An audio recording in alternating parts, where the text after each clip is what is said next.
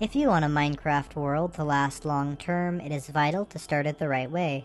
So in this video, I show you how to go from creating a world to building another portal the best and quickest way possible. Let's check it out. Now the first step when creating any Minecraft world is, well, creating it.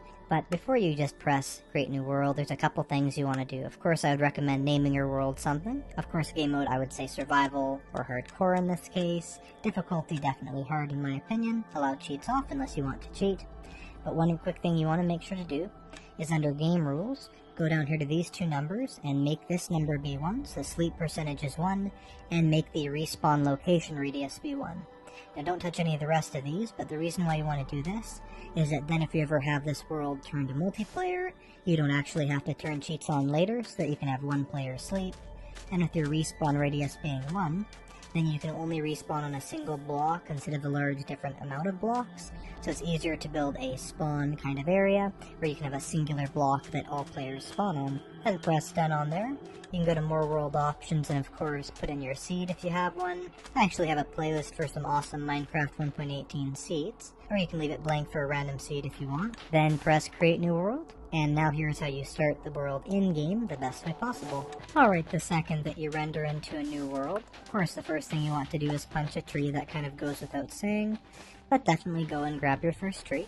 Now that you have the logs from your first tree, craft them into a crafting table and put 2 more planks on the side here like this to craft a crafting table and some sticks. Now go find where some stone is. Place down your crafting table, make a pickaxe, and mine yourself up 17 pieces of stone. And we got incredibly lucky there and just located some iron, but generally that wouldn't be the case. Now that you have your 17 stone, you want to craft some specific things. Craft a furnace, craft a pickaxe like this, and also craft an axe and a shovel, as well as a sword like that. Now break your crafting table. You can throw away your wooden pickaxe if you want to, and before we do anything else, you want to go and kill 3 sheep. Now if you can't find any sheep, what you can also do is look for a village and grab a bed from there, but it is vital if you want to survive your first night and just overall start your Minecraft world the right way, to get yourself a bed as early as possible, because it's certainly a load off of your mind to not have to worry about really any of the nighttime mobs. And of course we can just quickly craft ourselves a bed like that. Alright, now we don't have to worry at all about dying at night due to mobs. The next thing we want to do is find some iron and some coal. So we got lucky with finding some iron here, but generally you wouldn't find it this easily. I'm actually kind of surprised I found it there. But you want to get yourself some iron if you can find it. Now in Minecraft 1.18, the 2 best places for mining iron are a lot lower and higher than they normally would be. So basically the higher you can get up in your world, the better chance of iron, or the lower, down to let's say Y14 being about the max, meaning that kind of where the normal world's coordinates are, like let's say around Y60, something like that, you don't usually get that much iron, so it's good to go a little bit higher or lower than the base level of the world. Also, find yourself some coal. Generally you will find this before the iron, but it always depends. And try and mine up maybe 10 pieces. You don't need too much right now, but it's always good to get yourself some. Again, one of the best places for finding both iron and stone are on exposed cliff faces, especially if you're trying to get them really quickly. Now that we have both those things, you want to go on the lookout for some food. So generally something like a plains biome would be great with finding a lot of different animals, but it's incredibly important to find a lot of food early game, or you can easily starve to death, especially when caving. So generally advise with the stone axe that you just crafted to kill as many farm animals as you can find, and try and find about 16 pieces of meat. If you don't have any of these around, some alternative food sources would be kelp or fish from the river, as well as grabbing some hay bales from a village if one of those is nearby. Now that we have 16 pieces of meat, we want to smelt both of these things. Before we do that, we're going to get this to smelt in an area that makes a little bit more sense. The entrance to a cave can be a good place. Now place down your crafting table, place down your furnace, and start smelting the food. Now what you can do is as your food smelts, you can mine some of the stone around you, maybe some more coal or even iron if that's around. You're sort of doing multiple things at once, as it takes a bit of time for your furnace to cook all your food. You can always craft a second furnace there, place it down with a piece of coal in it, and smelt up your iron. Also, with any remaining coal that you have, you should definitely craft it into some torches. At least 32 can be great, but basically as many as you can get your hands on. I'd also advise grabbing a bit more wood at this time, up to even half a stack of logs if you can. Your stone axe isn't actually that slow, so it can be pretty good to get yourself a large supply of that as quickly as possible. The reason why is that unless we soon run into an abandoned mine shaft, then we won't really have a good source of wood after we go into cave, and it's really important to have that for a lot of different activities. Now grab out some of the things that you've cooked. You can always eat your food if you're hungry like I am here, and you want to turn the iron that you've made into certain different things. The first thing you're going to want to do is to make a shield. A shield only takes one piece of iron, and I would say it's probably more effective than full diamond armor in protecting yourself from mobs. The other thing I would suggest is an iron axe, as it's a good weapon. It does use 3 pieces of iron, but as well as that, it's going to give you a good way to chop down more wood if you need to later. But first, I would always craft an iron pickaxe if you have the materials for it, as if you do end up finding some diamonds in a cave, then you can actually mine them. Now it's starting to be nighttime, we don't have to worry, we can just throw up some torches around where we are, if we don't want to have the dark here, and place down our bed and sleep, and we've survived the first night. Now that we have a bit of iron, and some basic materials, and even a shield, a good supply of food, and some logs,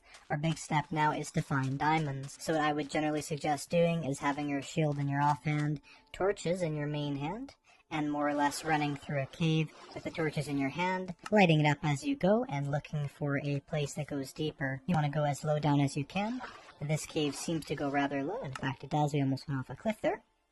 But more or less go as low as you can and try and place some torches intermittently, as if you do place torches here and there, then you'll be able to find your way back a lot easier, as if there's no torches you can totally get lost. It'll also be a good way of tracking where you've been and where you haven't been. Now at this stage, as you try and get lower to find some diamonds, I would suggest mining some iron here, basically enough for iron armor and maybe some other iron tools, so something like half a stack of iron ore would be a good idea at this point. But of course it all depends on how many you can find. Just mine it if you see on the side of the place you're running to. If you can't find a large cave, I would suggest looking for one, as going strip mining for some of these things can take a lot longer in the short term. Of course long term strip mining is a great strategy, but short term it can definitely be a lot slower than just going into a large cave. Now as you're going through the cave, how do you stay safe and not be killed by a creeper or a zombie? What I would generally suggest is to face away from your safest direction. So we don't really think any mobs are going to come from this water, so we'll face away from it. Now we're facing the danger head on, we can hit it without worrying that a creeper will be behind us. Similarly, going against a wall can be a good idea. I'm not saying you should necessarily be walking around a cave like this, but just let's say you see something dangerous, to instantly face towards it and to kind of have something behind you that you think is somewhat safe. So you only have to deal with a danger in one direction at a time. Also, when you're in the upper levels of caving, make sure to grab a bit of coal, because you're not going to really find much of that when you're in the lower levels, and so having an easy way of smelting instead of having to ruin your logs to cook things is going to be a good idea. You're also going to be using up a lot of torches when you're caving, so definitely make sure to grab as much coal as you can when you're higher up, because you won't have that chance later down. Also, if the mob's trying to attack you, just hold right click to block the attack with the shield, and then right after the mob has stopped attacking, you can stop using your shield and you can hit the mob, because there'll be a little bit of time after it's attacked you that you can have to kill it effectively. Alright, now that we have some iron and some coal, we're going to go even lower down. If you come to a big drop like this and you want to get down easily, if you're in Java Edition and this doesn't work in Bedrock, you can make a boat, pick up your crafting table there, place down the boat, and ride it off the edge like this, and you can safely land. You can also try and use a water bucket if you have one of those on you. You probably wouldn't at this point. Now you can mine deep slate ores with stone tools, so there's nothing to worry about in that way, and they're going to be a little bit harder to mine, but overall you'll be fine just grabbing a bit of your armor. Alright, now we found a creeper, and so we're not killed by it. I'll show you a quick little way of how to defeat creepers. You want to run towards it and hit it as you're running. This will make it knock back more. Now turn around and stop facing it. Another thing you can do is just hold your shield up like this, and when it explodes, it will not give you any damage. But of course, if you wanted your area not to be exploded, and or you wanted the gunpowder from the creeper, that wouldn't be the best idea. Now this cave goes a lot lower, and then with the lava pool there, that's actually really good because we're going to try and get ourselves a nether portal. And so if you can find a low part of a cave, simply run around it placing torches here or there, looking for some exposed diamond ore. Also at this stage, to protect yourself from hostile mobs, something I would suggest is to find a semi-safe place to be, and to place down your furnace and crafting table again, and to smelt yourself all your iron into the ingots and make yourself some armor. You can always place down 2 furnaces, pieces and split up your iron like this so it smelts quicker and you're not here without armor for a little bit less time.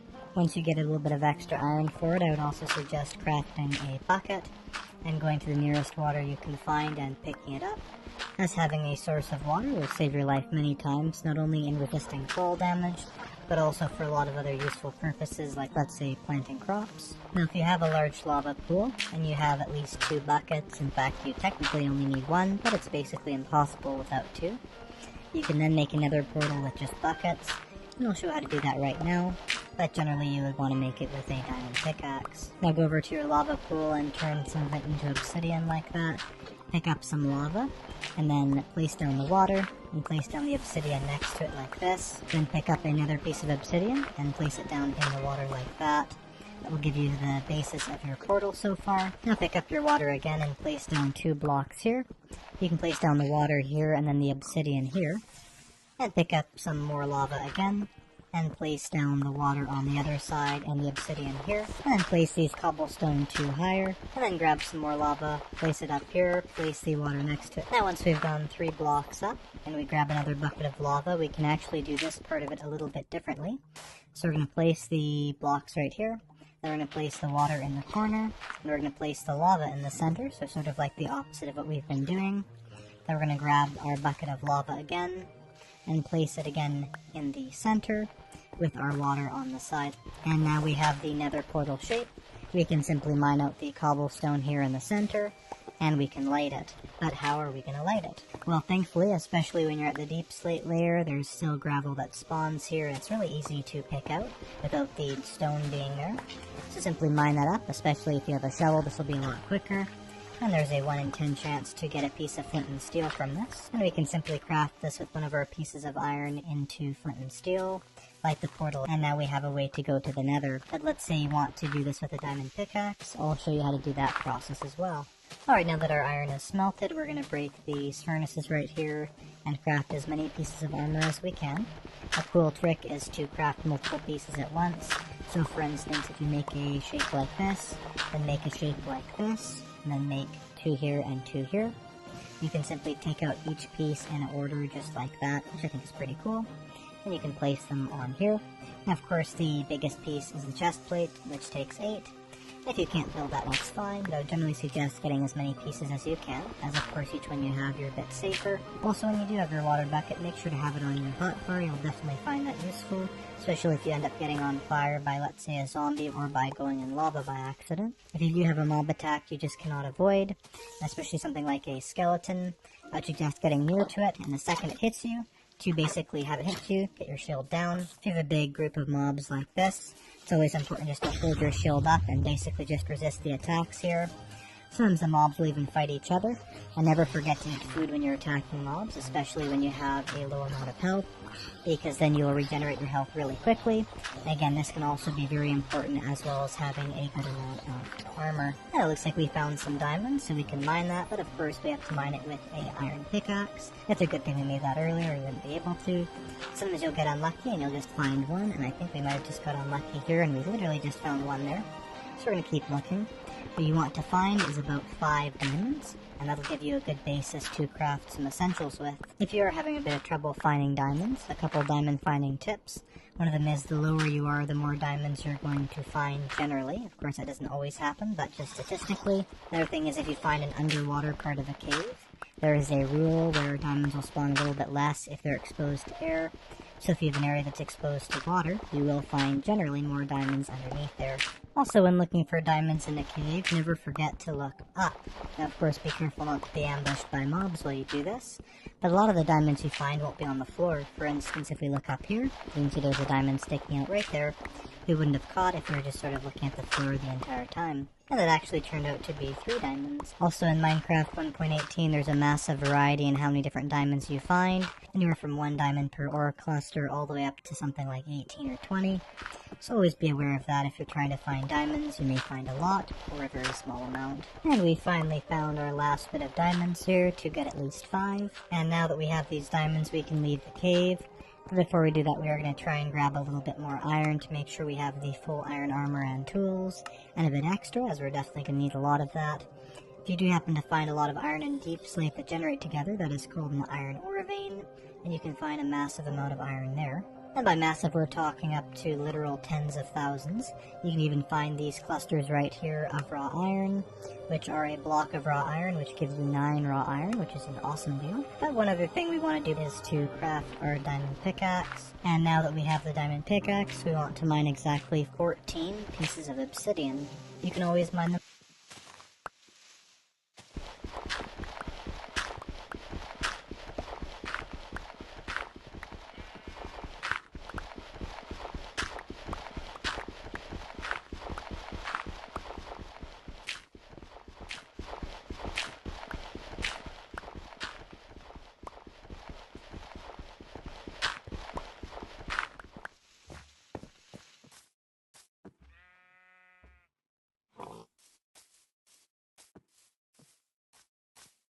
Flint and steel, just like that. You now have your nether portal. We now have our enchanting table as well, and you can actually mine it with even like an iron pickaxe, so there's no worry about that breaking.